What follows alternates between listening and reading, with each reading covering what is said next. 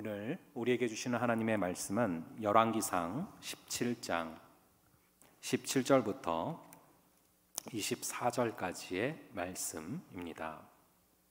열왕기상 17장 17절부터 24절까지의 말씀을 저와 여러분들 함께 교독하겠습니다. 이 일 후에 그 집주인 되는 여인의 아들이 병들어 증세가 심히 위중하다가 숨이 끊어진지라. 여인이 엘리야에게 이르되 하나님의 사람이여 당신이 나와 더불어 무슨 상관이 있기로 내 죄를 생각나게 하고 또 내 아들을 죽게 하려고 내게 오셨나이까.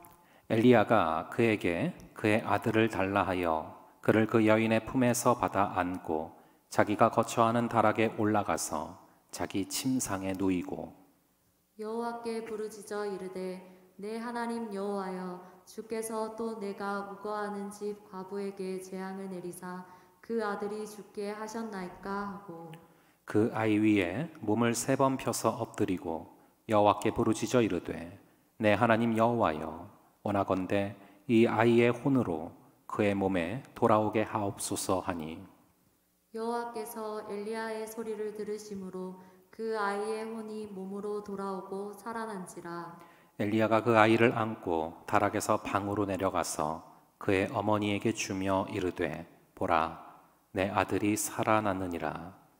여인이 엘리야에게 이르되 내가 이제야 당신은 하나님의 사람이시요 당신의 입에 있는 여호와의 말씀이 진실한 줄 아노라 하니라.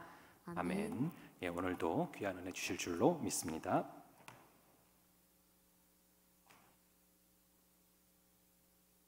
잠시 기도드리겠습니다. 사랑과 은혜가 풍성하신 아버지 하나님, 여전히 우리의 삶은 코로나로 인하여서 답답하고 마스크를 벗어내지 못하는 그런 어려움 가운데 있지만 하나님 참 용기 있는 하나님 앞에 신실하게 서기 원하는 우리 사랑하는 새벽에서 청년들 이 자리에 나왔습니다. 하나님, 우리 예배가 멈추지 않도록 우리의 마음이 주님께로 흘러가는 것이 멈추지 않도록 오늘 이 시간 준비하신 은혜를 풍성히 부어 주시옵소서. 말씀을 전하는 자나 듣는 자나 하나님의 음성을 듣는 시간 될 수 있도록 도와주시고 한 사람도 빠짐없이 주님의 음성을 듣고 회복하며 다시 한번 결단할 수 있는 귀한 시간 될 수 있도록 주여 도와주시옵소서. 감사하고 이 모든 말씀 거룩하신 예수 그리스도 이름으로 기도드립니다. 아멘. 할렐루야. 반갑습니다. 끝날 듯 하면서 끝나지 않는 이 코로나의 전국 가운데 우리의 예배 역시도 그런 것 같습니다. 멈출 듯 하지만 이제는 어느 정도 우리가 어떻게 예배를 드려야 하는지, 어떻게 대처해야 하는지 조금은 익숙해지기도 하고 또 어떻게 이 난관을 헤쳐가야 될지 더 기도하게 되는 순간들인 것 같습니다. 오늘 말씀을 우리 함께 나눌 때에 여러분들 마음에 어떻게 이 상황을 헤쳐나가야 할지 거기에 대한 지혜를 들려주실 수 있는 귀한 시간 될 수 있기를 축복합니다. 그리고 다음 주 우리 수련회인 거 혹시 아시나요? 오늘 이 현수막이 걸렸어야 되는데 제가 챙기지 못해서 못 건 현수막이 하나 있습니다. 여러분 다음 주에 보면 깜짝 놀라실 만한 현수막인데요. 어떻게 우리가 세상을 살아갈 때 그 시험을 이길 수 있을까? 결국 우리가 찾아야 될 곳은 말씀이고 공동체이고 여러분 그 수련회임을 기억할 수 있기를 축복합니다. 다음 주 수련회 무엇을 기도해야 되는지 어떤 답을 얻어야 되는지 또 그런 소원하는 마음을 가지고 함께 우리 기도하며 또 기대하며 나아갈 수 있는 오늘과 한 주가 될 수 있기를 축복합니다. 여러분들 혹시 유명한 드라마 한 편을 좀 먼저 이야기를 좀 꺼내려고 하는데요. 해리, 박보검 이쯤 하면 이제 느낌이 오실 건데 유준열이 주인공으로 나온 드라마 혹시 아십니까? 네, 응답하라 시리즈 중에서 1988이라는 드라마입니다. 물론 빛나는 주연들과 조연들도 있었지만 이 드라마가 호평받았던 이유에 대해서 어떤 나이 많은 드라마 작가가 이렇게 평가했다고 하는데요. 요즘 이런 작품들이 없습니다. 바로 서민들이 살아가는 소소한 이야기를 다룬 작품들이 말입니다.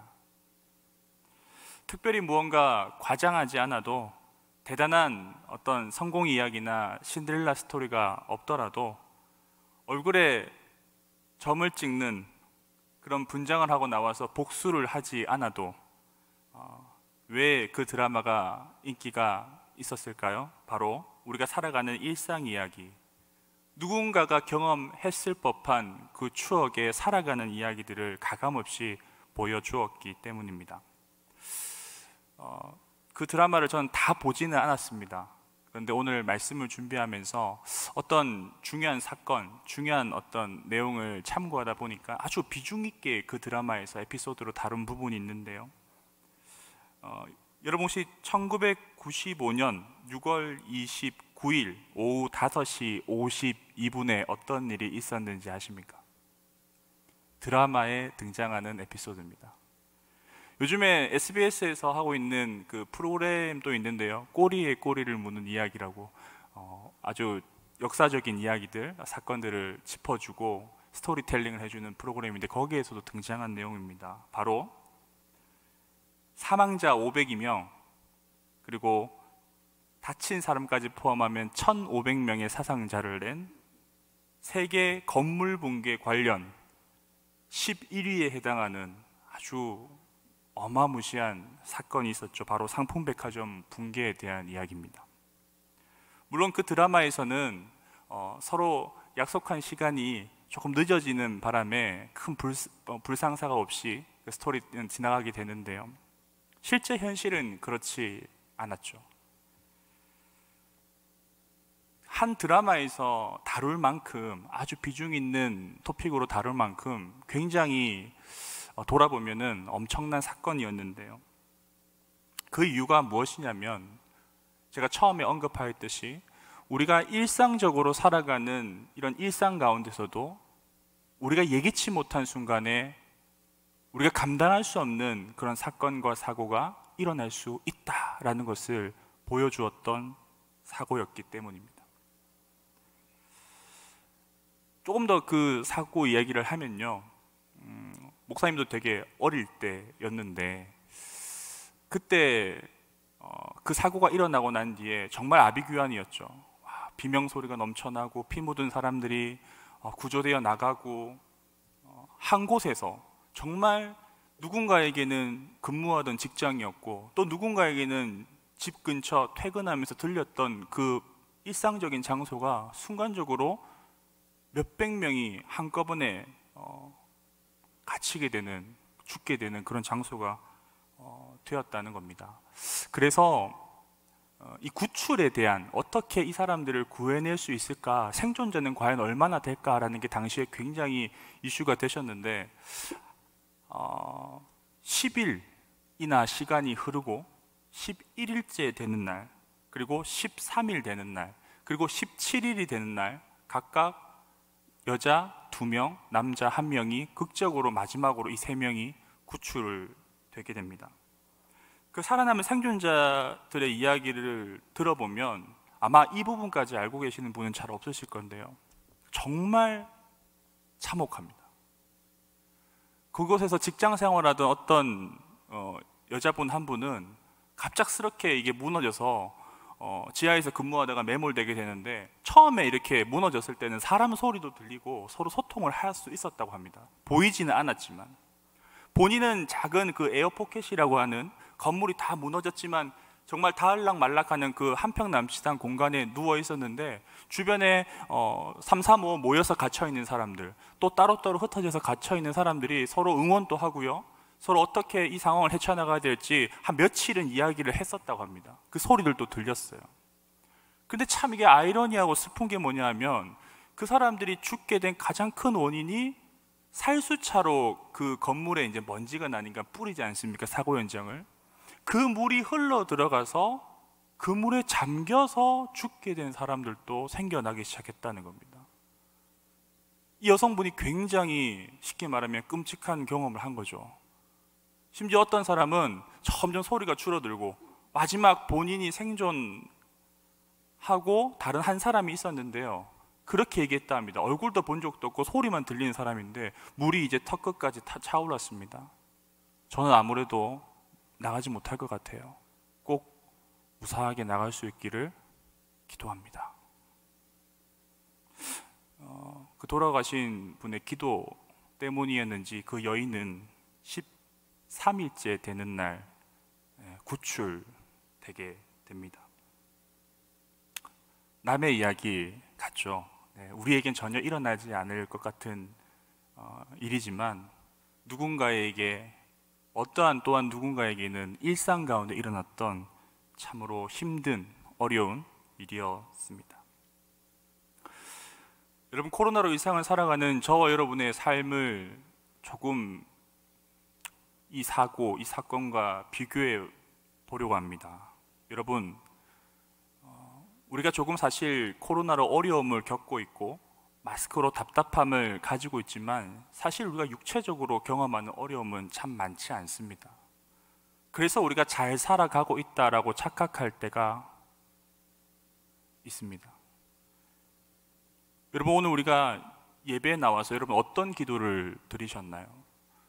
우리가 함께 찬양하면서 또 그렇게 기도하면서 하나님 앞에 말씀에 설 때에 여러분 우리는 무엇을 묵상하고 어떠한 기도를 드려야 하는지, 사실 우리가 집중해야 할 것은 우리의 유한한 육신이 아니라 우리의 영혼은 어떤 상태로 지금 놓여져 있는가.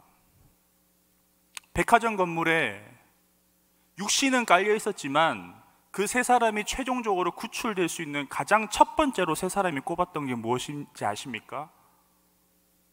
포기하지 않는 스피릿, 그 마음과 정신이 살아 있었다는 겁니다.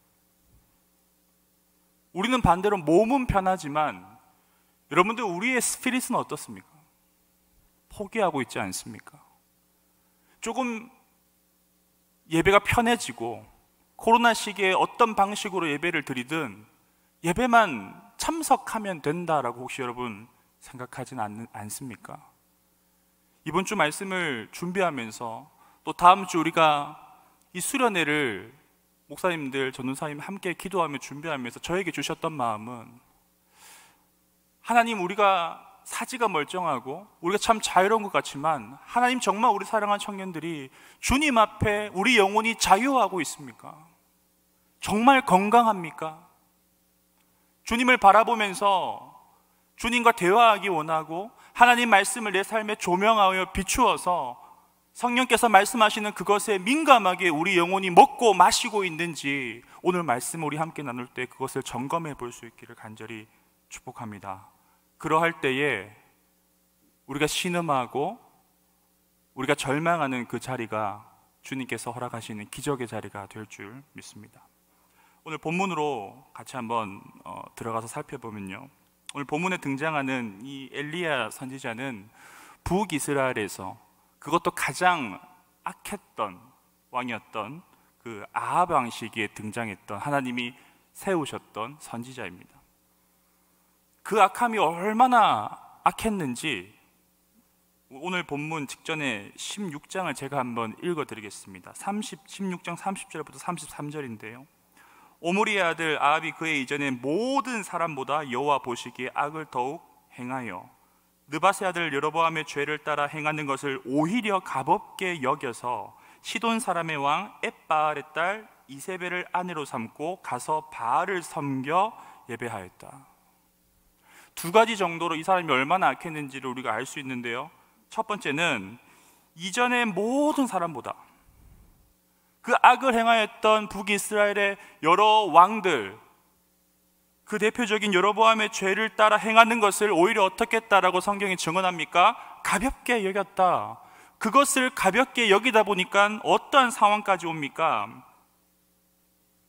이스라엘 백성들이 가나안에 입성한 이후에 그 경계에 살던 이 시돈이란 땅, 이 왕의 이름이 무엇입니까? 엣바알, 귀신의 이름이 들어가 있죠. 바알이라는 이름이 들어 있습니다. 이 엣바알이라는 왕의 딸 이세벨, 벨도 귀신을 상징합니다.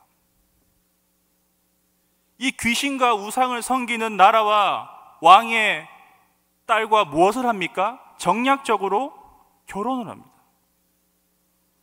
그래서 자연스럽게 무엇을 하게 됩니까? 그 이스라엘이 무엇을 하게 됩니까? 아내로 삼고 가서 바알을 섬겨 예배하고 사마리아에 건축한 바알의 신전 안에 바알을 위해 제단을 쌓았다. 더 말할 것도 없이 하나님이 가장 싫어하는, 가증하게 생각하는 것을 종합 선물 세트로 행했던 사람이 누구였냐면 바로 아합이었습니다.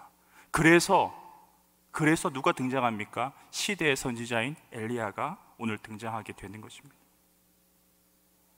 이런 상황 가운데 하나님이 선택하신 방법, 엘리야를 통해서 경고하신 것이 무엇입니까? 바로 오늘 17장으로 넘어와서 비가 내리지 않는 기근을 허락하십니다.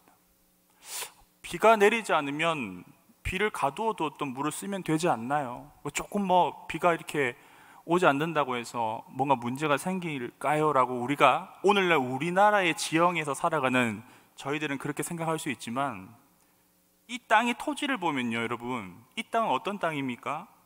모래알과 같아서 그 모래가 물이 떨어지면 머금는 것이 아니라 다 흘러 밑으로 내려가서 보관이 어려운 땅입니다. 그래서 성경에 무엇이라고 나옵니까? 주님께서 늦은 비와 이른 비와 늦은 비를 통해서 그들을 먹이셔야지만이, 이 물을 허락하셔야지만이 그들이 작물을 심을 수 있고 거둘 수 있는 자들이 누구였냐 하면 당시의 이스라엘 백성들의 삶이었다는 것입니다.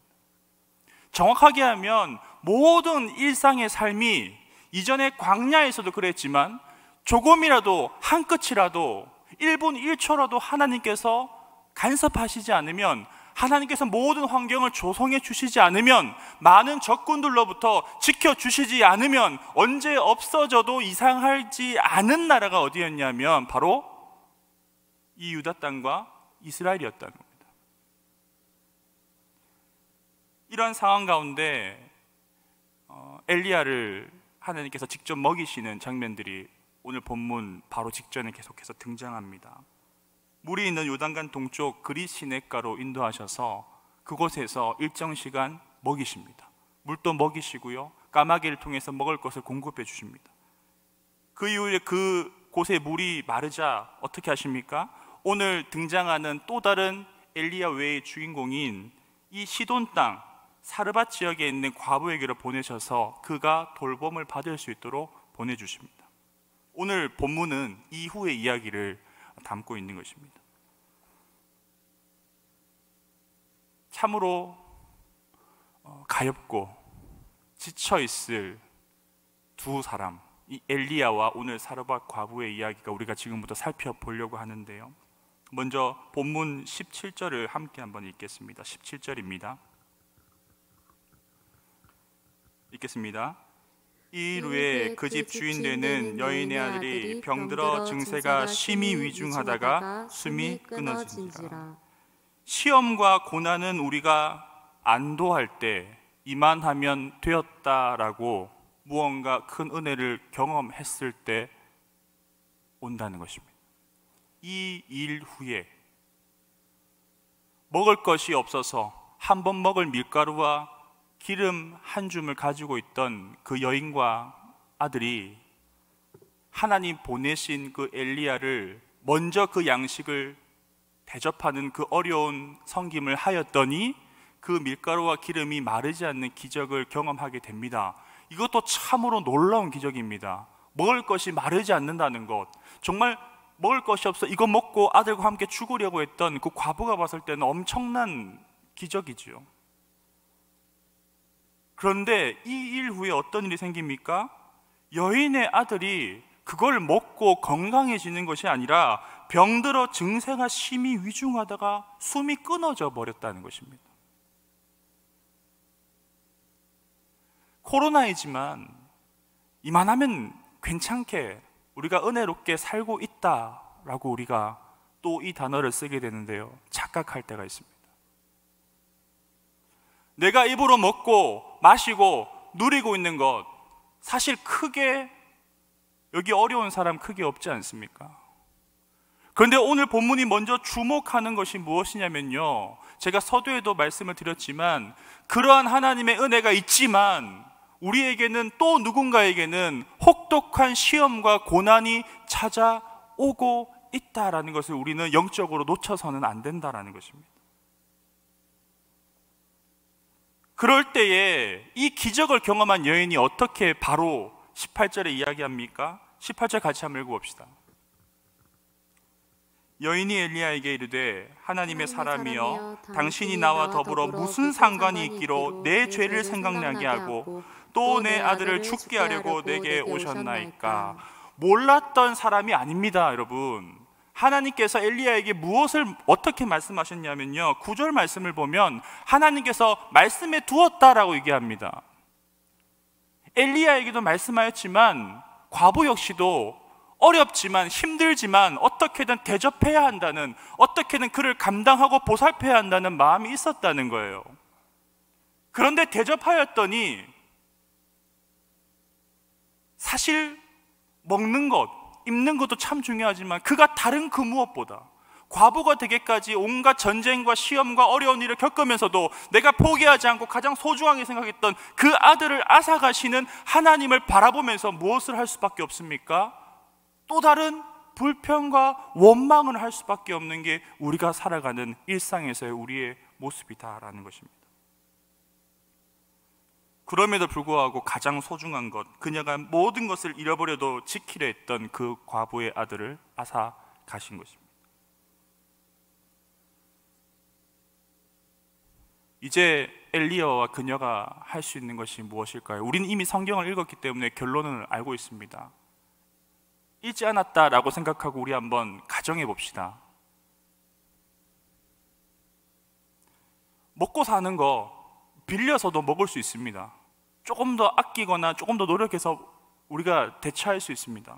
근데 사람의 생명이 죽었다는 것은 우리가 감당할 수 없는 고통이죠. 돌이킬수록 돌아갈 수도 없는 이 삶의 변화와 시험의 어려움 가운데 역전을 기대할 수 있는 단 하나의 방법이 있었는데요. 먼저 엘리야가 취했던 행동은 19절에 그녀의 아들을 받아서 어디로 올라가게 됩니까? 다락으로 올라가게 됩니다. 이 다락이라는 히브리어가 또 하나 상징하는 게 있는데 바로 하늘입니다.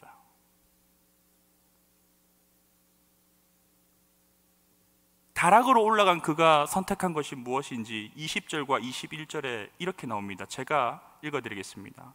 중요한 부분만 읽어드리겠습니다. 20절에 그가 다락으로 올라가 여호와께 부르짖어 이르되, 21절에 그 아이 위에 몸을 3번 펴서 엎드리고 여호와께 부르짖어 이르되, 부르짖었더니 다시 한번 몸을 굽혔다 폈다 간절한 마음을 가지고 그가 했던 것이 무엇입니까? 다시 한번 부르짖었다라는 겁니다. 여기서 부르짖다라는 단어가 히브리어로 카라라고 하는데요, 말 그대로 부르다, 요청하다, 초대하다라는 의미가 있습니다. 또 하나는 자신을 드러내다라는 의미가 있습니다.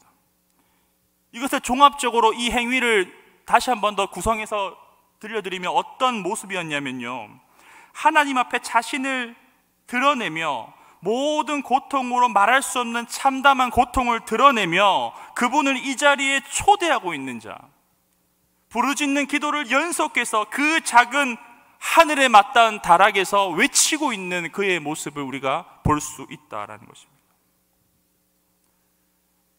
모든 기도가 다 담겨 있지는 않겠죠. 아마 또 이런 기도를 계속 하지 않았겠습니까? 하나님, 정말 이러시기 위해, 정말 이렇게 난처하게 하기 위해서 하나님 여기 보내셨습니까? 이 과부 하나님께서 아시지 않습니까? 형편이 넉넉한 사람이 아닙니다. 안전을 담보할 수 있는 형편의 사람도 아닙니다. 이런 모자에게 베풀어 주신 음식은 그들의 영혼을 만족해 할 수가 없습니다. 그런데 거기에 이 아들까지 주님 데려가십니까? 주님 이 상황을 보고 계시지 않습니까? 당신을 초대합니다. 당신을 목 놓아 불러봅니다. 제발 이곳에 오셔서 이 아이를 다시 살아나게 하여 주시옵소서. 그렇게 기도했다라는 것입니다. 이 기도가 1년 7개월 끝날 듯 끝나지 않는 이 코로나의 전 세계를 팬데믹에 빠지게 한 이 어려움 가운데 우리가 드려야 될 간절한 기도인 줄 믿습니다. 여러분 기억하십시오. 주님은 잘 알고 계십니다. 우리가 이렇게 어려운 시기 가운데 먹을 수 있고 입을 수 있고 함께 모여서 예배할 수 있는 것 자체로 참 감사하고 사실은 기적적인 일입니다. 그런데 오늘 우리는 이 본문을 바라보면서 조금 더 들어가야 됩니다. 조금 더 하나님이 우리에게, 엘리야에게, 과부에게 베풀어 주시는 그 기적의 요점을 꿰뚫어 볼 수 있어야 됩니다. 그게 무엇입니까? 더 중요한 것은 우리의 삶의 안정성과 또 이렇게 예배를 드릴 수 있는 그 자체를 넘어서서 이 자리 가운데, 연약한 내 심령 가운데, 말라가는 내 영혼과 멈춰있는 우리의 시간 가운데 주님을 초청하는 기도가 터져야 될 줄 믿습니다. 다음 주 수련회가 저 여러분들에게 그런 출발점, 시작점이 될 수 있는 수련회가 될 수 있기를 축복합니다.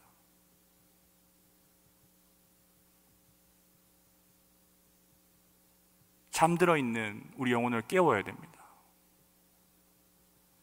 눈에 보이는 것이 여러분 전부가 아닙니다. 여러분 지금 살아가고 만나고 공부하고 일하고 무언가 눈에 보여지고 느껴지는 것이 여러분 전부가 아니라는 것입니다. 왜? 우린 영적인 사람이기 때문입니다. 하나님의 영으로 지어졌기 때문입니다. 그렇기 때문에 하나님과 호흡하지 않으면, 하나님과 만나지 않으면, 하나님께 부르짖지 않으면 우리는 살아갈 수가 없는 존재라는 것입니다. 그때 여러분 우리가 주목해야 될 것은 22절에 하나님께서 이렇게 반응하시는데요. 여호와께서 엘리야의 소리를 들으심으로 그 아이의 혼이 몸으로 돌아오고 살아난지라. 들으심으로 살아난지라. 우리가 생각지 못한 이러한 고난과 시험 가운데 중요한 것, 우리가 기억해야 하는 것, 하나님은 우리가 기도할 때 우리의 신음과 우리의 모든 고통과 우리가 일상의 삶 가운데 무너져 있는 우리의 삶을 돌아보시고 다시금 세워나가시고 살리신다는 것, 그것을 우리가 반드시 기억해야 할 것입니다. 우리가 잘 알고 있는 성경의 인물인 다윗 역시도 시편의 150편 중에 70편 이상을 썼듯이 참 많은 기도의 시, 찬송의 시를 썼던 인물이지요. 그런데 우리가 조금 자세히 살펴봐야 된 것은 다윗이 잘 나갈 때, 다윗이 뭔가 대단할 때, 왕의 정점에 있을 때 이 70편을 다 쓴 게 아니라 왕이 되기 전, 그 왕정 초기, 범죄한 이후에, 망명 중에, 왕정 말기에, 그 외에도 시를 알 수 없는 수많은, 때를 알 수 없는 상황 가운데 이 70편의 기도의 시들을 지었다라는 것입니다. 다윗이 왜 대단하냐면, 왜 하나님께 인정받았냐면 바로 이러한 부분입니다. 급할 때, 힘들 때, 기쁠 때, 내 삶이 어떠할 때, 내가 왕위에 있을 때나 내가 낮은 자리에 있을 때나 내가 쫓길 때나 내가 무언가를 쫓아갈 때나 내가 전쟁에 있을 때나 내가 패했을 때나 내가 모함을 당할 때나 악으로 둘러싸였을 때나 그가 하였던 것이 무엇입니까? 여러분 기억하십시오. 다윗은 기도하는 것을 쉬지 않았습니다. 시편 17편 6절에 이렇게 이 기도에 대해서 하나님께 고백하는 다윗 장면이 나오는데요. 하나님이여 내게 응답하시겠으므로 내가 불렀습니다. 내게 귀를 기울여 내 말을 들어주시옵소서. 하나님이여 내게 응답하실 것을 저는 알고 있습니다. 그런 분이심을 저는 말씀으로도 알고 있고 내 삶 가운데, 나 아주 가까운 나의 삶 가운데 그렇게 응답하셨기 때문에 나는 주님 응답하실 분임을 알고 있습니다 라고 선포하고 있는 것이 바로 다윗의 기도였다는 것입니다. 그냥 중언부언 하듯이 그냥 누군가가 듣는지 안 듣는지도 모르게 그냥 우리가 나와서 습관적으로 했던 것이 아니라 전투적으로 삶에서 그가 어떻게 70편 이상의 기도를 지었듯이 그는 끊임없이 하나님과 대화하는 일에 멈추지 않았던 가장 큰 이유, 그가 응답하신다는 것을 그는 반드시 알았다라는 것입니다. 우리가 이 코로나 시기에 언제까지 우리의 생각과 지혜와 계산으로 이것을 극복할 수 있을 거라고 여러분 생각하십니까? 이미 그것이 안 된다는 것이 증명되고 있지 않습니까? 더 이상 많은 나라에서 감염자의 수를 집계하지 않는다고 합니다. 중증 환자의 수를 집계한다는 겁니다. 그것은 무엇이냐면 포스트 코로나가 위드 코로나가 된다라는 것입니다.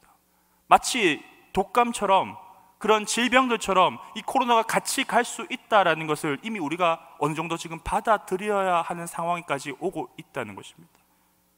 뭘 할 수 있습니까, 여러분? 그래서 우리는 계속적으로 위축될 것입니까? 계속적으로 우리의 마음과 우리의 영혼은 정체되어 있고 어떠한 기도의 다락방도 만들지 못하는, 그냥 여기에 오는 것만으로 여러분 만족하는 그런 그리스도인이 우리가 되어서야 되겠습니까? 이 마음을 함께 나눌 때에 오늘 엘리야의 외침이 다르게 들리는 것입니다. 성경의 어디를 펴더라도, 다윗의 삶을 보더라도 수많은 성경이 하나님 앞에 하나님과 동행하였던 인물들 여러분 주목하여서 보십시오. 그가 놓치지 않았던 것, 간절한 외침, 기도가 있었다는 것.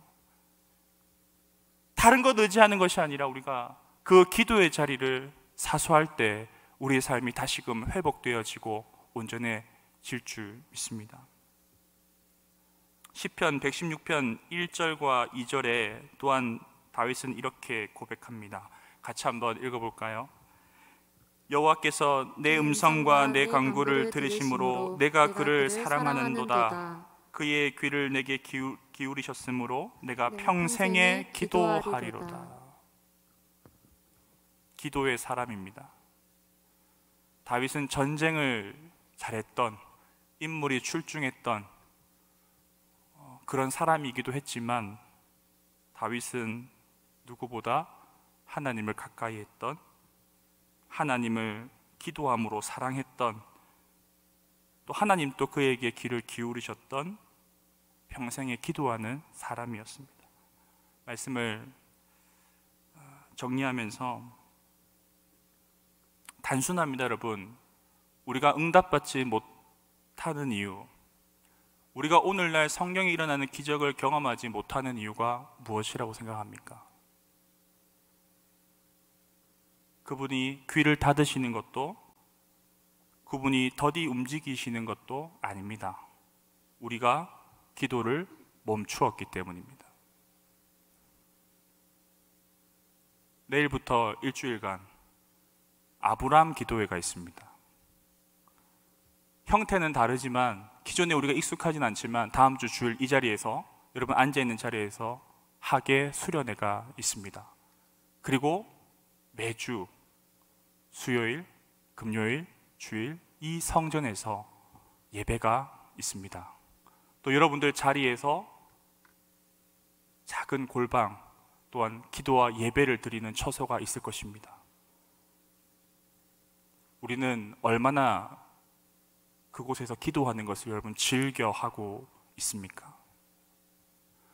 얼마나 하나님을 만나는 것이 내 평생의 기쁨이고 그로 말미암아 하나님을 사랑하게 되었다라는 이 다윗과 같이 우리는 하나님을 가까이 하는 일에, 기도하는 일에, 예배하는 일에 목숨을 걸고 있습니까? 문제가 생기면 그 문제를 어떻게든 해결하려고 우리는 문제에 목숨을 겁니다. 하지만 그 문제 해결 안 된다는 거 이제 우리는 알고 있습니다. 그렇다면 우리는 어떠한 일에, 오늘 말씀은 혹은 다윗은 어떤 말씀을 합니까? 어디에 목숨을 걸으러 갑니까? 하나님께, 여호와 하나님을 바라보고 기도하는 일에 목숨을 걸었더니 우리 인생의 일상의 자리가 기적의 자리로 변할 수 있다라는 것을 오늘 우리에게 하나님께서는 말씀하신다는 겁니다. 사랑하는 범무교회 청년 여러분, 한 무명의 성도가 자신의 어머니의 신앙을 회고하면서 돌아보면서 이러한 멘트를 했다고 합니다. 나는 어릴 때 하나님이 다락방에 계신 줄 알았다. 왜냐하면 어머니는 기도할 때마다 다락방으로 올라갔기 때문이다. 저와 여러분들이 그런 다락을 회복했으면 좋겠습니다. 옆에 있는 친구가 사라졌는데 보니까 기도하러 가 있더라. 네. 저 사람은 교회 다니는 사람인데 그 교회 다니는 것, 그리스도인이라는 것을 우리가 어떻게 드러낼 수 있겠습니까? 여러분, 기도하는 모습에서 사람들은 그가 그리스도인인 줄 압니다. 기도한 것이 창피한 것이 아니라, 기도하는 것이 단순히 나의 어떤 유익을 구하는 것이 아니라, 이 시대를 바라보면서, 이 나라와 민족을 바라보면서 아파하는 가정들과 더 좁혀 들어가면 우리 공동체에 드러나진 않지만 속으로 썩어가고 힘들어하고 삶의 낭떠러지 가운데 서 있는 우리 서로를 위하여서 기도해 줄 수 있는 것, 그것이 우리가 그리스도인이요 하나님이 백성이라는 그 증표가 아니겠습니까? 다시 무너진 우리의 기도의 재단을 함께 쌓아 보시지 않겠습니까? 우리 사랑하는 청년 1부, 2부 청년 여러분, 저는 1년 7개월 동안 범호교회에서 청년부 사역을 하면서 물론 이전에도 참 많은 묵상과 고민을 하였지만 저에게 주시는 마음의 감동과 이 어려움을 헤쳐나갈 수 있는 유일한 정답은 여러분 기도하는 것입니다. 그래서 기도하는 사람들을 모아보려고 합니다. 여러분, 후반기 이제 벌써 시작되었지요. 9월부터 새 학기가 시작되고 각 직장에서 이제 연말을 준비하고 내년을 준비할 것입니다. 더 이상 우리 코로나 이야기 하지 맙시다. 우리 하나님 이야기하고, 물론 방역이나 다양한 것들을 우리가 지키되 여러분 기도의 자리를 사수할 수 있는, 여러분 기도의 다락방을 회복할 수 있는 여러분의 삶의 자리와 또 다음 주 수련회가 그러한 시작이 될 수 있기를 간절히 축복합니다. 마지막으로 역대하 7장 14절 너무나 잘 아는 말씀인데요, 같이 읽고 우리 기도하며 찬양하며 나아가기 원합니다. 역대하 7장 14절,